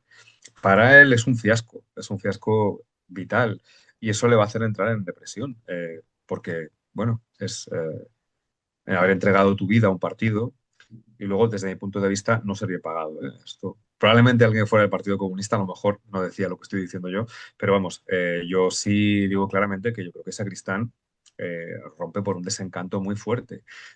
La gran diferencia, y obviamente entra en un pesimismo muy fuerte. Si leyéramos algunas entrevistas del 79, hay una que es brutal, donde él siempre entiende que el intelectual, digamos, orgánico, tiene que ser dinámico, tiene que agitar, tiene que ser una figura también moral. Hay un momento dado en el 79 en una entrevista donde él dice, una entrevista que no se publica, porque no la quiere publicar Sacristán para no generar desmovilización, se publica muchísimo más tarde, creo recordar que en el 95.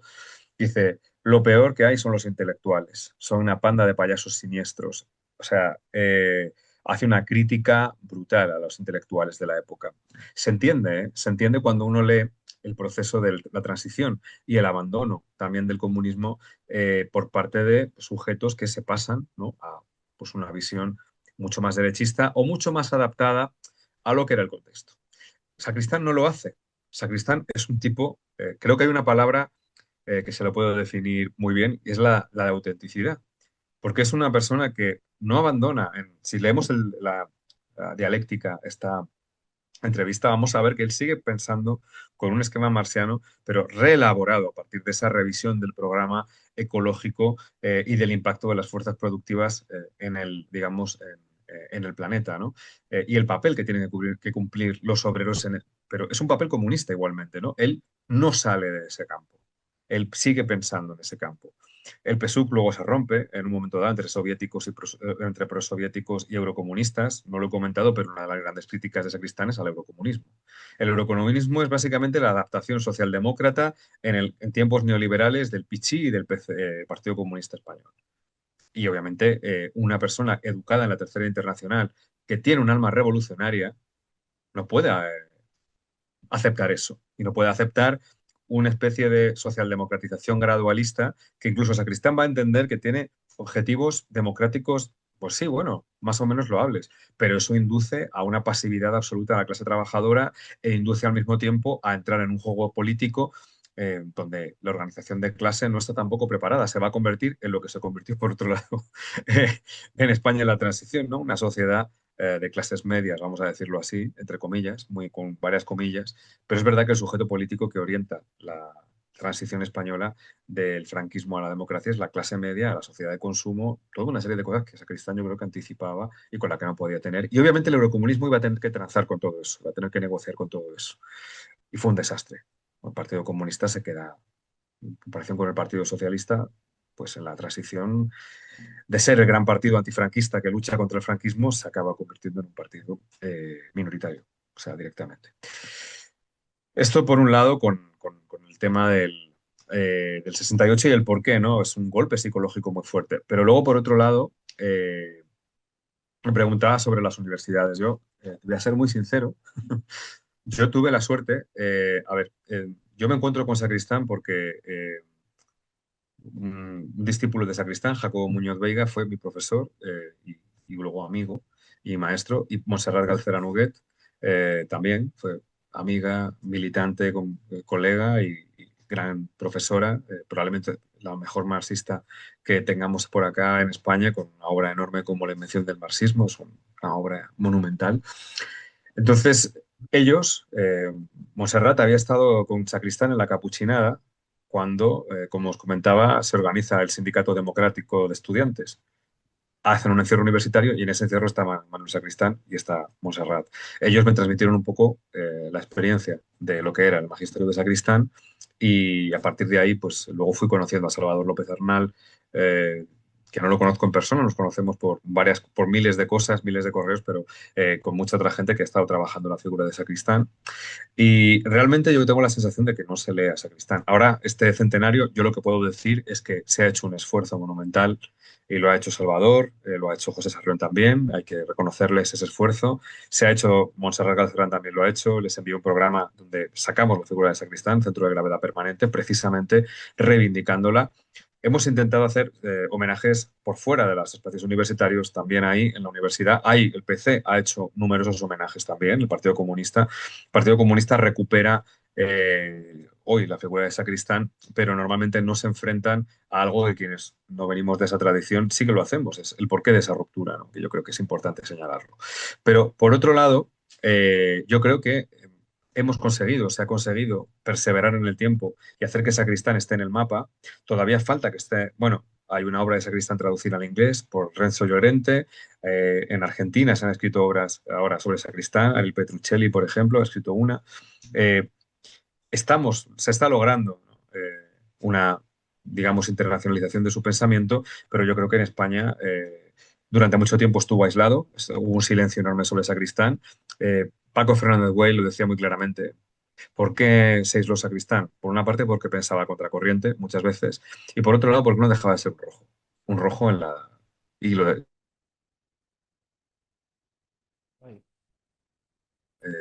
pues muchas tensiones, ¿no? Sin embargo, cuando Sacristán era citado en Barcelona para dar una conferencia, todo eso se llenaba. Quiero decir que al mismo tiempo tenía un peso cultural muy importante. Eh, yo creo que estamos que se ha conseguido romper cierto cerco con Sacristán en España. Creo que en las universidades hay profesores de filosofía que sí dan a Sacristán. Hay gente de mi generación y más mayores que yo. Pienso por ejemplo, José Luis Moreno Pestaña, que es un gran filósofo y que ha trabajado muchísimo en la figura de Sacristán, pero no solo hay jornada de jóvenes investigadores e investigadoras que yo creo que están interesadas en la figura, pero bueno, todavía no es algo hegemónico, pero se ha conseguido, desde mi punto de vista, romper múltiples cercos de lo que era la producción de Sacristán, que quedaba siempre muy encerrada en los discípulos, ¿no? Entre ellos, no lo he dicho, pero destacar, bueno, Francisco Fernández Güell, Tony Domènech, en fin, hay grandes filósofos políticos alrededor de la herencia de Sacristán y Jacobo Muñoz Veiga, que ha sido un gran filósofo. Todavía, pues yo creo que hemos conseguido avanzar, pero todavía yo creo que para situarlo en el plano nacional e internacional nos va a costar todavía un poco, pero se está en ello, ¿no?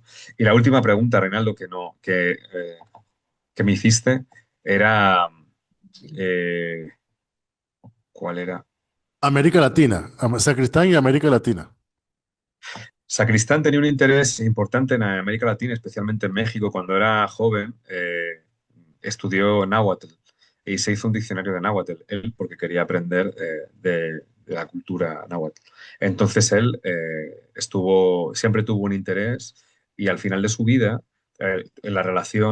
tuvo una relación fundamental con Grijalbo, México, es decir, siempre tuvo un vínculo con América Latina en términos de producir textos, traducciones, porque, bueno, no se podía hacer en España tampoco. Tenía que hacerse vía México, ¿no? Vía Argentina.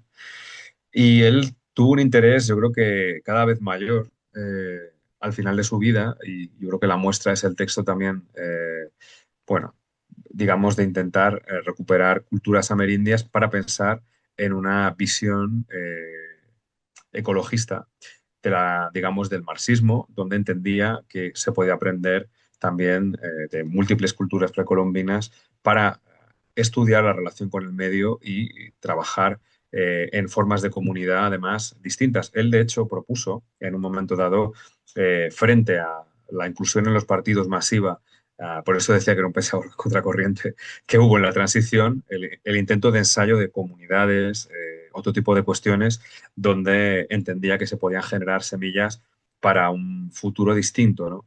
Y él, su vínculo con Latinoamérica, por ejemplo, está ahí. Uno de ellos es en pensar a partir de otro tipo de modelos. El texto de Jerónimo, por ejemplo, tiene un análisis, digamos, como os decía, de autocrítica importante, que es algo que, por ejemplo, no se hace, es algo como muy sorprendente, ¿no? Pero quienes además en España, pues no somos, es decir, mi padre es de Perú, todavía seguimos sorprendidos con la celebración del Día de la Hispanidad. O sea, se celebra el Día de la Hispanidad, que es el día de un genocidio. O sea, España, o sea, múltiples países celebran sus días nacionales, como por ejemplo el cumpleaños, como se hace en Portugal, pues el cumpleaños de uno de los más grandes poetas es el Día Nacional. Las independencias obviamente se celebran en Latinoamérica. Bueno, en fin, hay múltiples maneras, pero no, aquí en España se tiene que celebrar un genocidio. O sea, que es algo vergonzoso. Y eso es una cosa totalmente asumida. Es una cosa terrible. Obviamente hay gente que nos oponemos constantemente a eso. Pues Sacristán en el texto de Jerónimo hace una de las escasas críticas que yo he visto de marxistas españoles de tener un grado de autoconciencia de lo que fue el genocidio. Esto es así. Yo creo que él hubiera podido desarrollar en esa fase muchos más vínculos y probablemente hay elementos que a mí se me escapan, pero yo creo que él el interés lo tuvo siempre, también literario, y bueno, yo creo que al final estrechó sobre todo sus relaciones y sus vínculos con México. Fue a México a dar conferencias, estuvo dando conferencias sobre metodología de las ciencias sociales, también sobre Marx, y ahí se generó un núcleo que podía haber sido algo más amplio, pero bueno, mm, murió en el 85. Entonces no pudo desarrollarse, yo creo, algo que podía haber sido muy, muy interesante. Y creo que Sacristán hubiera podido, y Paco Fernández Güell, que fue, digamos, su discípulo más allegado, sí que desarrolló estas dimensiones del pensamiento de Sacristán, pero bueno, yo creo que daba profundizar mucho más, pero hoy en día es lo único del marxismo español, o sea, frente a los que sí que pensamos o pensamos la clave de un marxismo mestizo muy distinto y obviamente nuestras herencias y genealogías son diferentes también, ¿no? O sea, en mi caso, una de las figuras que me inicia el marxismo en España, que no lo conocía nadie, era José Carlos Mariátegui. Que decirlo, José Carlos Mariátegui en Latinoamérica, pues en fin, es, ¿quién no lo conoce? José Carlos Mariátegui, que es uno de los grandes marxistas a nivel mundial. O sea, pero aquí en España no. Entonces, quiero decir, en mi caso, pues es un poco diferente, pero dentro de los españoles, ¿no? De estos autores, es verdad que Sacristán, Paco Fernández Güell, abrieron una línea de debate y de discusión que se acerca a cierto pensamiento postcolonial desde una vieja metrópoli y es interesante verlo y eso podía haber dado mucho más de sí, pero Sacristán muere pronto, por desgracia, y de hecho creo que un año después del vídeo o 2 años después del vídeo fallece Sacristán, el que hemos visto, y yo creo que hay como líneas para desarrollar muchas más cuestiones, incluso recientemente Jorge Richman decía, bueno, yo creo que hay un interés de colonial también e incluso dentro del campo del marxismo, marxismo crítico, siempre, quiero decir, cuando hablo de colonialidad, yo siempre me refiero a marxismos anticoloniales, o sea, sobre todo dentro del campo del marxismo anticolonial, como Frantz Fanon, que por cierto también es su aniversario este año, que es el aniversario de Fanon, ¿no? Yo creo que hay una cuestión interesante y también por desarrollar, o sea, dentro de lo que es, yo por mi parte, vamos, una de las cosas que voy a tratar de hacer es intentar hacer una lectura crítica e interesante de ese texto de Jerónimo, que en cuanto tenga un poco de tiempo lo haré de manera profunda, porque, bueno, son notas muy interesantes sobre lo que podría haber sido también una concepción distinta en la izquierda. Pero bueno, como también hablo del Día de la Hispanidad porque es que es el día 12, ¿no? Y siempre que es el día 12, se acerca el día 12, pues hacemos, mucha gente que tenemos orígenes latinoamericanos, pues lo que hacemos es salir a protestar a la calle directamente porque nos parece una aberración que en España todavía se celebre el día de un genocidio como el Día Nacional. Y la derecha, obviamente, os podéis imaginar. Es terrible, ¿no? O sea, es terrible. Pero bueno, por dejar también esa coda política. Ah, bueno, saludos, Mario. Yo tenía algunas notas sobre lo que la conferencia y algunos comentarios desde la formación. Yo estudié, soy licenciado en filosofía aquí en Venezuela, ¿no? Y recordaba una tarea pendiente que hay acá por hacer, que es la conexión que aparece cuando mencionabas lo de Sacristán con la formación de las escuelas de filosofía en Venezuela se dieron por españoles trasterrados. Y la Escuela de Filosofía y la Facultad de Humanidades de la Universidad Central de Venezuela la funda Juan David García Vaca. Y García Vaca hace un Sí. movimiento similar sin militancia, pero hace un movimiento similar al de Sacristán porque García Vaca en los 60 empieza a escribir sobre Marx y tiene un conjunto de obras sobre Marx que de hecho influenciaron parte de los debates en torno a Marx. Él tiene una que es humanismo teórico, práctico y positivo en Marx, tiene pasado y presente y porvenir en Marx y el marxismo, y me da curiosidad esa relación, ¿no? Como García Vaca también, y aquí hay una tradición de pensamiento relacionada con esa fundación de los estudios filosóficos en Venezuela. Ahí Juan Nuño, Federico Riu daban clases de Ortega y Gasset y trabajan parte de esa temática. Y allí, bueno, pienso justo esa formación en lógica, cómo es curiosa de algún modo o particular la relación de lógica y marxismo, que no es tan frecuente en ese caso. Y luego, bueno, quería comentártelo, cómo se vincula, ¿no? Cómo me resonaba tanto a la historia de los estudios de filosofía en Venezuela, esta forma o este modo como se formó Sacristán. No sé si hubo alguna relación con gente como García Vaca, que tiene una obra tan extensa, pero tenía una pregunta precisa, ¿no?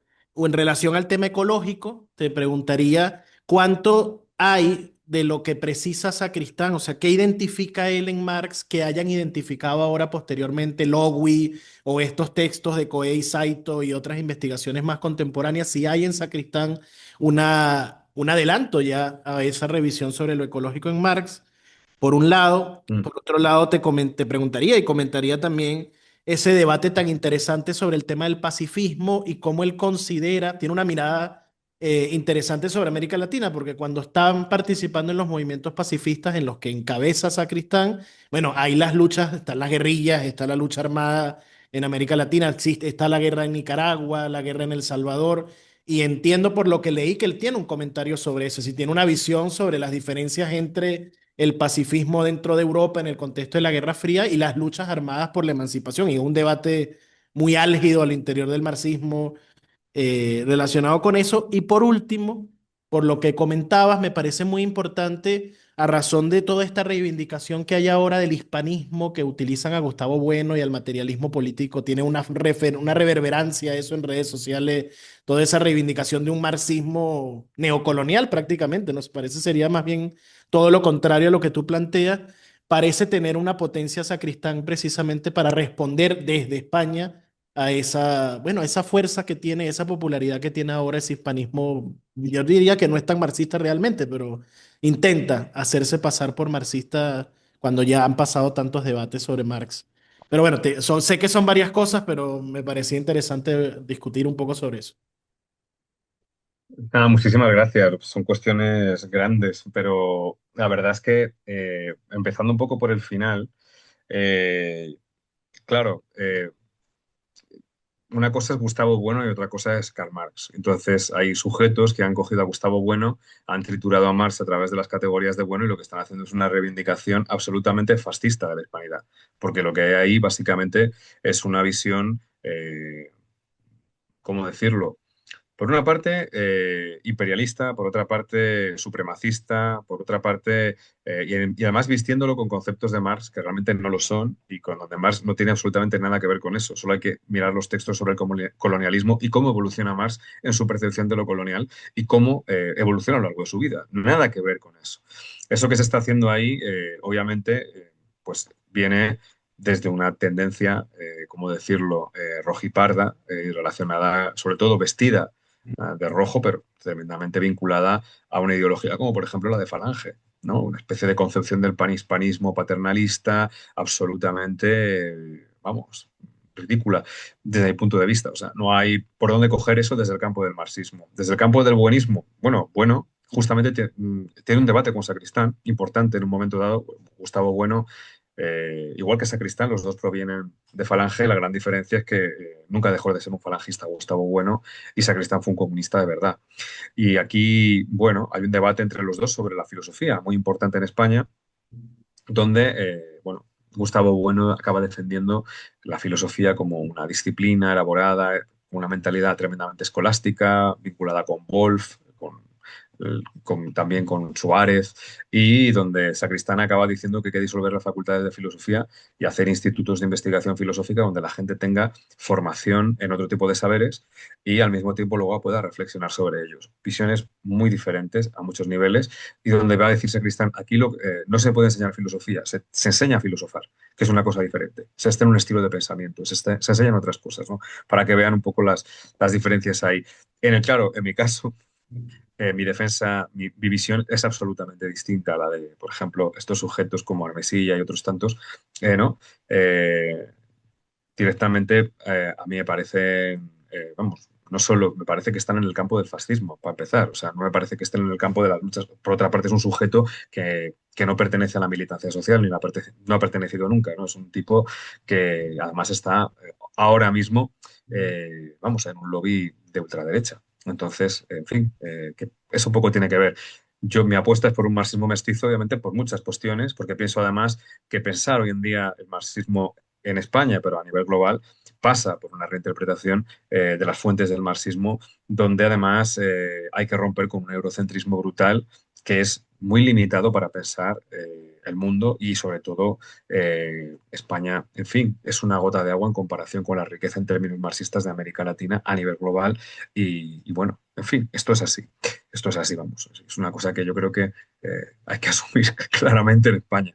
Pero bueno, la otra cuestión que me preguntabas era sobre García Vaca. Yo, la verdad, García Vaca, también estudiando filosofía, leí algunas cosas, pero no profundicé mucho.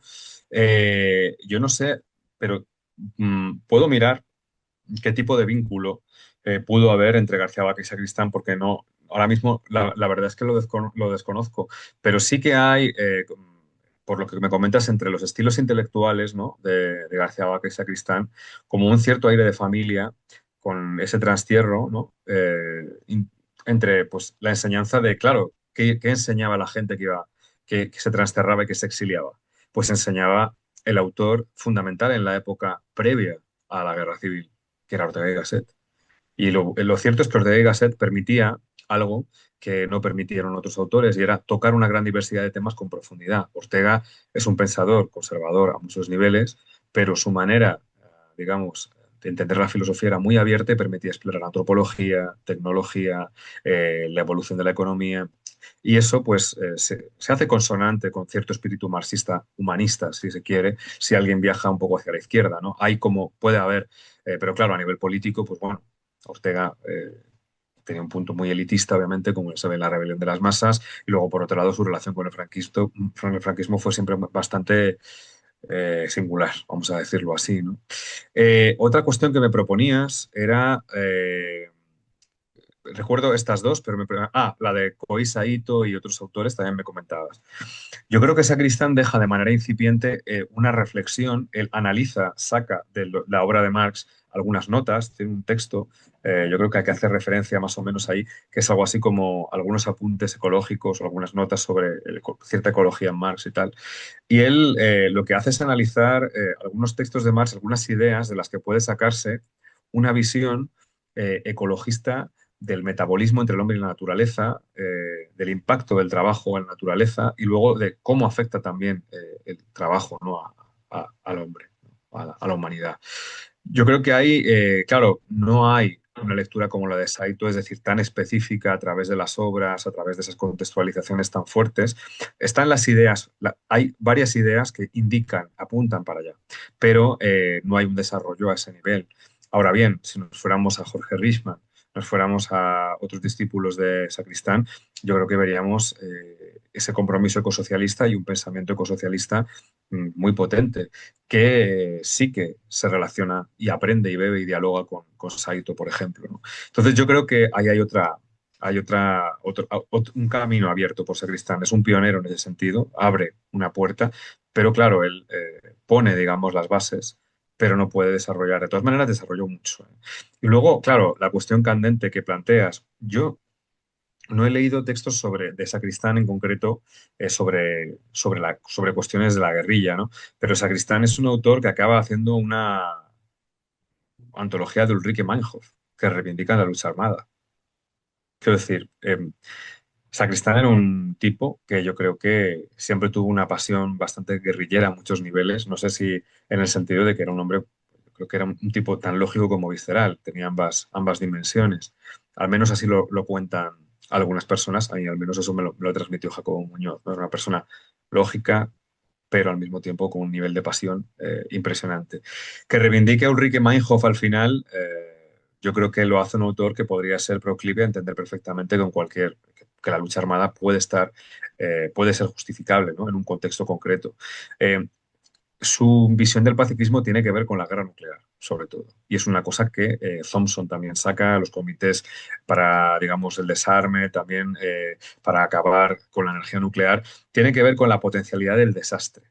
Es decir, de hecho, va a decir Sacristán, hay que pensar en los términos de la paz, pero pensar en los términos de la paz, de una paz donde no haya agresiones nucleares, implica pensar en las condiciones de posibilidad de la guerra. Y eso implica, va a decir, ¿no? Tirando un poco del hilo, ¿no? Que hay que pensar en una sociedad anticapitalista y una sociedad que no funcione en parámetros capitalistas para que eso suceda, ¿no? Tirando de manera coherente del hilo, ¿no? Esto lo va a hacer, lo va a comentar en un diálogo, en un análisis que hace un carteo de Thompson y de otro autor, y es interesante porque, bueno, realmente eh, las condiciones para la paz, son la desnuclearización, son la reversión de las formas, digamos, de explotación capitalista. Eso es lo que está en el fondo, ¿no? Y es lo que muchos autores que pensaban también, como Ernest Mandel en la época, ¿no? Pues acercándose al ecologismo, perdón, acercándose a la cuestión del pacifismo.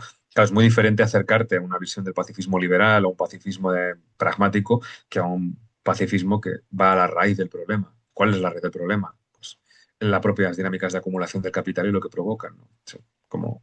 Pero bueno, no sé si te respondo a todo, pero yo creo que Sacristán, yo miraré también, y me interesa mucho García Vaca, un autor también que es importante, otro trasterrado es Sánchez Vázquez, Adolfo Sánchez Vázquez a México, que es un autor fundamental y que, de hecho, sus trabajos sobre el Marx humanista y sobre la filosofía de la praxis son fundamentales. y que ha tenido, por desgracia, igual que le sucede a María Teguino, una recepción muy limitada en España. Quiero decir que normalmente, y lo digo, o hay una tradición, o perteneces a una tradición marxista que tenga un vínculo con Latinoamérica, o tienes o tu familia es latinoamericana para poder aprender, en mi caso de Perú, sobre el marxismo en Latinoamérica, porque normalmente en España creo que la recepción sigue siendo, hay una suerte de prurito, de cierta blanquitud colonial, que todavía es incapaz de entender, por ejemplo, y eso que se han empezado a traducir textos importantes, o sea, también de René Zabaleta Mercado, de Ludovico Silva se ha traducido recientemente, se volvió a traducir el texto sobre el estilo literario de Karl Marx. Nunca se tradujo, por ejemplo, nunca se editó acá, por ejemplo, el texto sobre la pluralidad ideológica, que para mí es de los más interesantes de Ludovico Silva. Entonces, bueno, en fin, hay aquí una especie de frontera, ¿no? De frontera en España y eso se da, ¿no? Pero yo creo, claro, que Sacristán, en la medida en que hay una revolución armada, yo no creo, él viene de una tradición revolucionaria, no creo que él fuera... El contexto del pacifismo siempre lo pensó en Europa y con el tema nuclear. Eso es un poco lo que hay que, yo creo que ver. Sí. Solo quería comentar que, bueno, al final es muy importante en relación a lo de Saito, etcétera. Siempre también hay una labor militante a la hora de mostrar ciertos debates que aparecen en el marco editorial, además, como grandes novedades. Y yo revisé el libro de Saito y él no cita de ningún lado a Sacristán, entiendo no está referenciado allí. Y corresponde a veces siempre poner en el tapete, bueno, aquí hay unas investigaciones que no necesariamente es deshonestidad de Saito, a lo mejor en los círculos donde se dan las investigaciones Mm, no aparece, pero toca reivindicarlo. Recordaba también cuando se publicó el libro de Clara Serra sobre el fetichismo, que Michael Heinrich hace el prólogo. En América Latina hay décadas de investigación sobre el fetichismo en Marx, Néstor Cohen, etcétera, tienen obras sobre el fetichismo en Marx que no está de ninguna manera citada ni en la obra de Clara Serra ni referenciada. Aparecía como una gran novedad la aproximación al fetichismo que ella realiza, que no quiere decir que no lo sea, pero siempre hay una disputa por la referencia, ¿no? Por dónde se ha investigado, por lo que queda por fuera, porque está fuera de los circuitos académicos, aunque sea central en los circuitos académicos de la periferia, porque aquí Sánchez Vázquez fue con lo que nos formamos y lo que seguimos quienes damos clases de filosofía y marxismo aparece. Sánchez Vázquez siempre es un autor de cabecera, pero toca decirlo y moverlo, ¿no? Cuando se plantean ciertos debates, volver a insistir en eso. Creo que podría ser importante reivindicar esa señal que da Sacristán, que aquí también, aquí se publicaron los textos etnológicos de Marx, donde hay parte de mm. aproximación, se publicaron en Bolivia, se han estudiado hace algunos años. Seguro saldrá, a lo mejor algún alemán publica pronto una gran novedad de lectura de los textos etnológicos, donde probablemente no se haga ninguna referencia a estas cosas. Entonces siempre hay es una disputa epistémica que tiene que ver con lo poscolonial y lo decolonial que decían también. Sí, sí, no, o sea, te doy toda la razón del mundo, o sea, que tienes toda la razón y creo que eso tiene que ver con los circuitos culturales, con cómo de repente unas referencias son más prestigiadas que otras, cuando unas son previas y probablemente son muchísimo más ricas. Esto es así, o sea, y es una desgracia para mí. Desde luego hay una división, un cierto colonialismo epistémico en el caso de, bueno, pues si cito al último autor, como dice un amigo mío, de Waco, Texas, y a alguien de Alemania, y hablo de marxismo, y entonces, bueno, pues mi texto va a tener. Ahora, si cito a Sacristán, si de repente me preocupo por citar a Sánchez Vázquez y las cuestiones que pensó también acerca del humanismo marxiano en la época en la que las pensó, o los textos sobre estética de Sánchez Vázquez, que son brillantes, por ejemplo, o tal, pues de repente parece que en el circuito del valor académico, pues tiene menos valor, ¿no? Mi obra. Igual, yo lo digo aquí un poco, yo he sido muy crítico con las teorías del fetichismo en general porque me parece que hay un nivel de barroquización filosófico tremendo y mi reivindicación del periodismo es precisamente por ser un objeto heterodoxo. Básicamente un objeto que no tiene el valor de la teoría del valor, que no tiene el valor del fetichismo, etcétera, etcétera, y que por eso probablemente tenga una circulación distinta, pero también porque me interesa ver la faceta del Marx militante. Yo creo que también hay me pongo muy burtisiano, pero hay una serie de hábitus ahí, ¿no? Hay una especie de estructuración que tenemos y quienes, por una parte, nos hemos dedicado al estudio del Marx, pero también hemos sido militantes, tenemos una serie de miradas y, por otro lado, también una comprensión del campo cultural que hay que tener compleja, ¿no? En el caso de, pues, lo que comentabas, bueno, que luego por otro lado, Heinrich, ¿no? Que se ha convertido como uno de los grandes popes de la Neue Marx-Lecture. La Neue Marx-Lecture es de los 70. Y a mí, por ejemplo, Althusser me parece más moderno en muchos niveles, en ciertas maneras de comprender la realidad. Pero claro, esto es justamente el colonialismo y esto es justamente el canon occidental de la filosofía.